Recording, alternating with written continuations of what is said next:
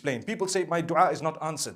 Number one, praise Allah. Number two, seek the forgiveness of Allah. Number three, send blessings and salutations upon Muhammad, peace be upon him, his family, his household, his companions.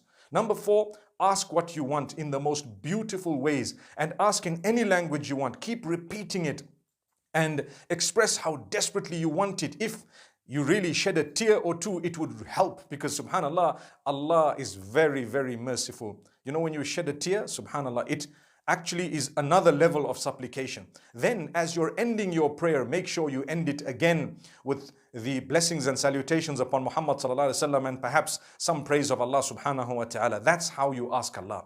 And if you were to precede your supplication with a good deed, the chances of it being accepted are far more. If you were to precede it with a charity or fasting or salah or something good, recitation of the Quran, it would really be good. Then there are certain times that are better than other times. Get up at night when everyone is asleep and cry at the time of tahajjud, at the time, the last third of the night. Cry at that time, ask Allah, because Allah subhanahu wa ta'ala tells us that at that moment He descends to the lowest heavens asking, who is asking me that I can give them, who is repenting that I can accept their repentance, who is seeking forgiveness so that I can forgive them.